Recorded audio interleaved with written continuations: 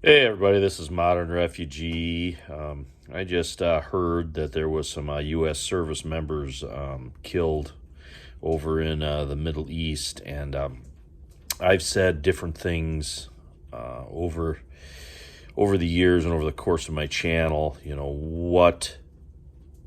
What different things could be expected if there's some type of conflict, global conflict, and I've never really put them all together in one video. I've mentioned them sort of piecemeal, but that's what I'm going to do here tonight. Is I'm going to sort of paint a picture from the things that I was told during the world wars, things that took place, and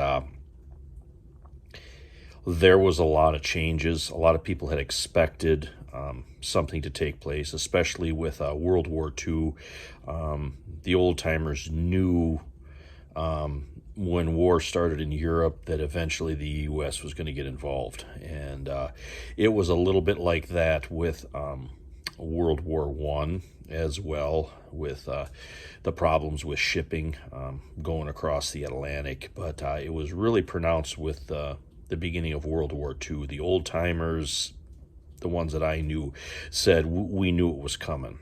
And I felt like that for a long time already. I just been sort of watching and waiting to see once what the catalyst will be, or how this will be,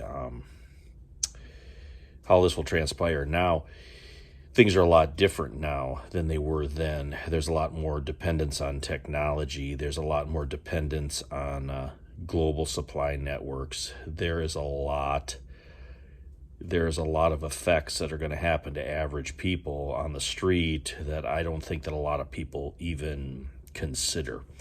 And the first thing I'm going to mention here is the total collapse or degradation of services. The services that most of us have come to expect, you're going to see a degradation in that, and you're going to see a pretty sharp degradation of that. Things like the one I like using is, plowing the roads. If all the people that do that get put into some type of service, who's going to do that? So there's going to be less and less people. There was a reason for Rosie the Riveter, and that's because there was no men around to do the stuff that had to be done. And you're going to see that degradation of services in other parts of the service economy, and the one that I'm really, really concerned about is a collapse of the medical system. And I've seen this over the last year, a little bit over a year here, with all my problems, with my wife's problems. We've just had another family member that went for something as a routine chest x-ray. They're pretty sick, went for a routine chest x-ray. The x-ray machine wasn't working, and they literally had it tore apart, and they were trying to figure it out. That's not a normal thing. In all my years, whenever I've went for an x-ray, or somebody else that I know has went for an x-ray, we've never been told, oh, well, the x-ray machine is down, you'll have to come back in a day or two. So, that I think that the medical system right now is on the verge of, they're just holding it together with basically wire and tape, is what it seems like to me, whether it's for medication or basic things. I know you can still get medical services, but if there's some type of conflict, all that stuff will be degraded. There's been, other stories that I've told where there's certain medications that were only available to the military during World War II. Civilians really couldn't get them. There had to be, back channels done for civilians to get those. I've said that in a, video too. That was actually a story of one of my mom's friends that I heard quite a bit when I was younger. And another thing is commerce is going to slow down, if not completely stop, especially if there's some type of conflict on a border, if there's some type of destruction of shipping.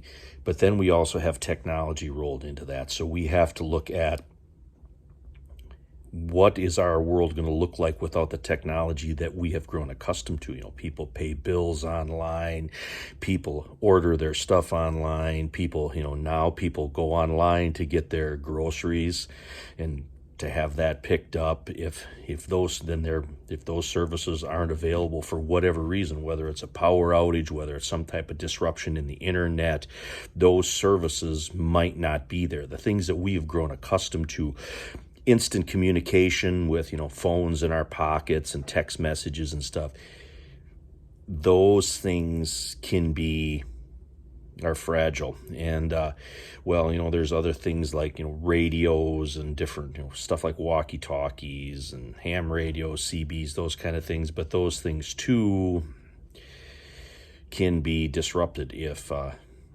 something bad would happen. And there's a lot of people that are used to just moving around. You can just get in your car and go wherever you want. You can there's pretty much complete freedom of movement here in North America. That is another thing that I can see being curtailed, especially if there's some type of conflict within our borders here. I can envision a restriction of transportation. You're not going to be able to just get up and go here or there or whatever. There's going to be either some type of martial law imposed, or there's going to be some type of local control over those areas. What exactly that would look like, I think it's going to depend a little bit on the region and the population. Out here, I can see it being more of a, hey, we need you guys to stay home right now. We don't want you guys to be out moving around. And I can see most people complying to something like that. But in a larger area where there's a larger population, there's more friction between individuals, I can see where that could be a real problem, and more heavy-handed tactics would have to be used to enforce compliance. I don't see anything good in the next several months to a year. And there is just so many moving parts. There's so many things that are going on in the world that have the potential for flare-ups, But I wanted to do sort of a recap of the things that I basically look for. I look for a degradation of services. I look for a degradation of medical. I look for commerce to slow down, if not stop. I look for disruptions in technology. And I look for a certain amount of curtailment of movement. And that's not even adding in if there would be any violence in a particular area. That would be another thing that would be entirely possible as social and civil order degrades and breaks down. I can see where all those things would be a cascading effect, and one possibly might bring on another, might bring on another, might bring on another. There is just a lot of potential for problems that I really haven't seen in my lifetime. I've only heard stories of different things like this, but I just wanted to sort of talk about this with you guys, just give you sort of a roundup of some of the things that I've seen and I've been told over the years. And this is a combination of local and oral histories that I heard, and sort of how I look and analyze different things in my life experiences. But I can't see anything good happening really in the next year. I hope I'm wrong, but I don't see where things are improving. So I think it would be best for most people to have plans in place to handle those disruptions, whether it's having extra food, having extra medication, getting your doctor's visits all in, having some type of communication, but then have some type of plan if you can't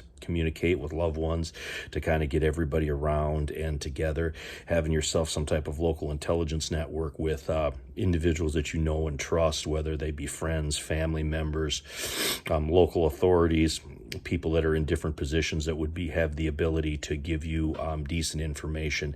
I can see where all this stuff and redundancy in all your utilities and systems that you are used to have some type of redundancy and all that as time goes on, especially in the next year.